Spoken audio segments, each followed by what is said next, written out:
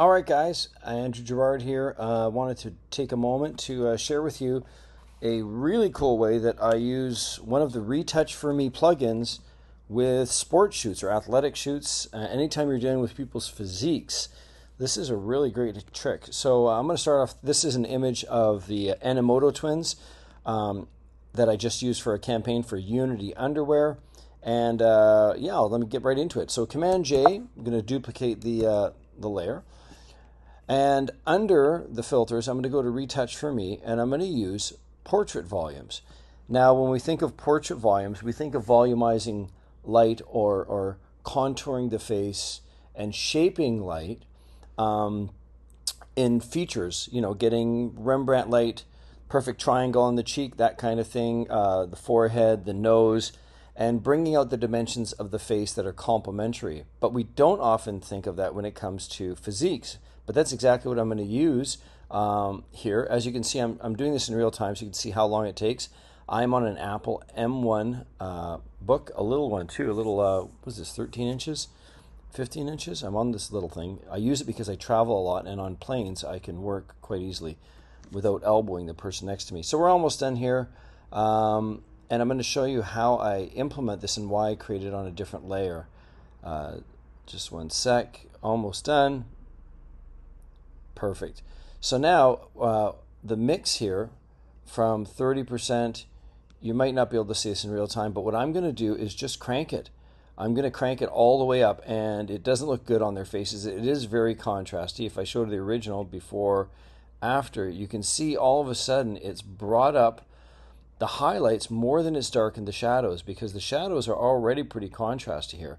But I'm going to leave it at 200%, and I'll show you why. So I'm going to press apply. It's loading this on this layer.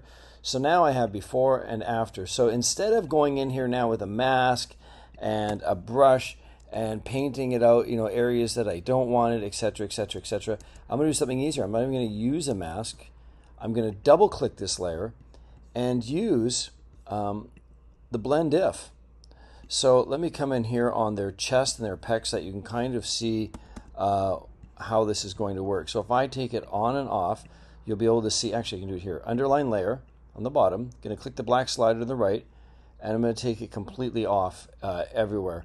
And what I'm going to do is actually, you can see how it's moving the highlight over more into the shadows. That's what it's doing. It's contouring it more by doing that. So I want to keep all the highlight, but I don't want it to go into the shadow too much. So what I'm going to do is lift this out here.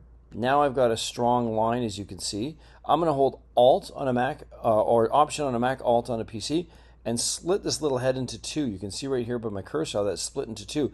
Now that's going to help me gradiate and blend this into the highlight more. And as I start to do that, you'll see that hard line here has now been broken up. If I bring this back up, you'll see it get stronger or weaker. So I'm going to just bring it from about here, and I just am really interested in around here, 255. I'm interested in where it blends into the highlight. So I'm going to say about there is good. I'm going to press OK, and I'm going to go in before, after, before, after.